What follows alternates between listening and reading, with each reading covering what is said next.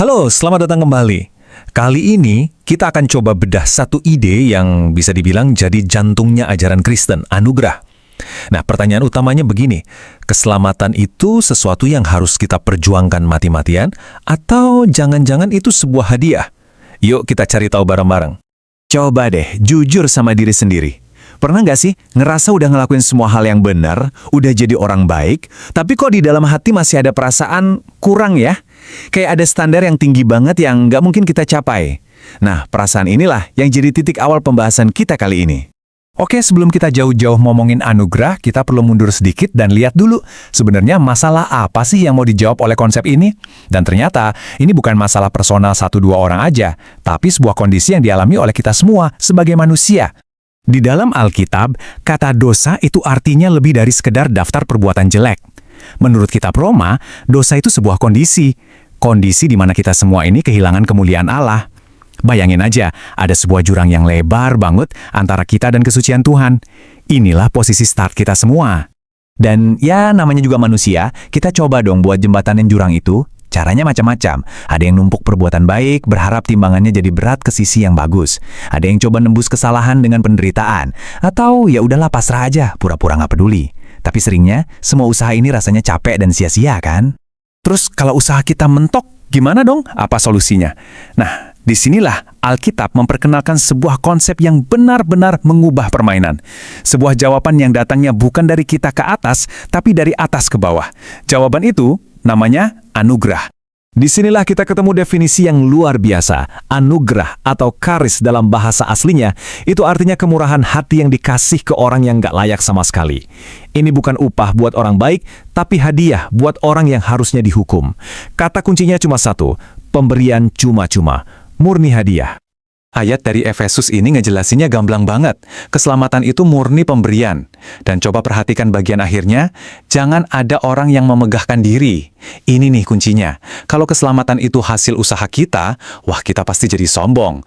Tapi karena ini murni hadiah, satu-satunya respons yang paling wajar ya rasa syukur dan rendah hati.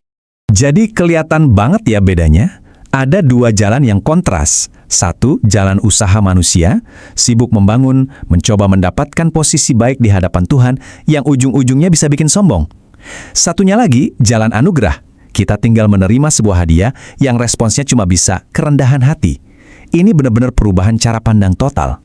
Oke, kita ngerti. Keselamatan itu anugerah, hadiah. Tapi gimana cara kerjanya?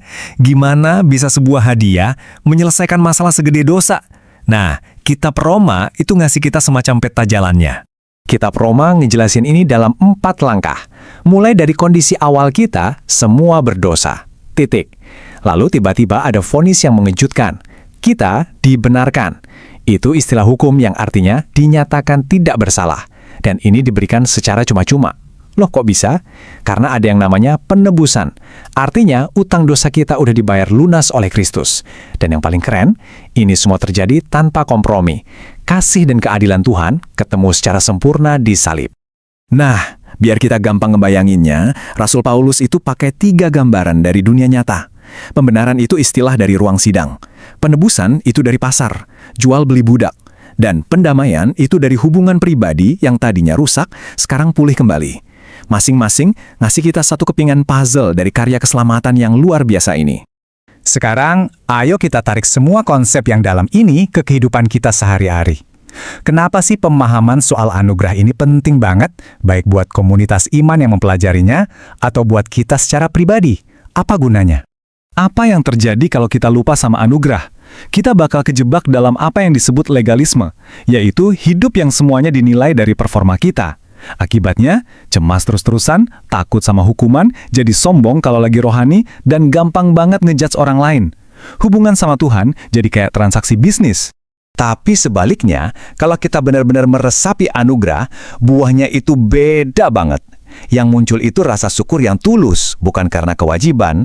Ada kebebasan dari rasa takut dihakimi, kita melayani bukan buat cari poin, tapi murni karena cinta. Dan yang paling penting, kita jadi lebih gampang maafin orang lain karena kita sadar betul betapa besar pengampunan yang udah kita terima. Jadi intinya begini, anugerah itu bukan sekedar teori buat dihafalin, anugerah itu fondasi untuk cara hidup yang sama sekali baru. Terus praktiknya kayak di mana sih? Inilah inti perubahannya. Anugerah itu benar-benar ngeriset cara pandang kita. Kita jadi melihat Tuhan bukan lagi sebagai hakim yang pemarah, tapi Bapa yang penuh kasih. Kita melihat diri kita bukan lagi dari gagalnya, tapi dari identitas baru sebagai anak yang dikasihi. Dan kita melihat orang lain bukan sebagai saingan, tapi teman seperjalanan yang sama-sama butuh anugerah. Jadi, dalam praktek sehari-hari, anugerah itu jadi bahan bakarnya. Kita melayani, itu jadi ekspresi terima kasih kita. Hubungan kita sama orang lain jadi dilandasi belas kasihan. Waktu kita gagal, kita tetap punya harapan, karena nilai kita nggak ditentukan oleh performa. Dan ini yang menciptakan kesatuan. Karena di bawah salib, kita semua berdiri di tanah yang sama, sebagai orang-orang yang diselamatkan murni karena anugerah.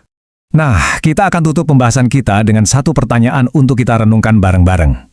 Kalau ini semua benar, kalau keselamatan itu benar-benar hadiah murni yang nggak ternilai harganya, lalu apa dampaknya buat hidup Anda besok pagi? Gimana cara kita merespons pemberian yang begitu luar biasa ini setiap harinya?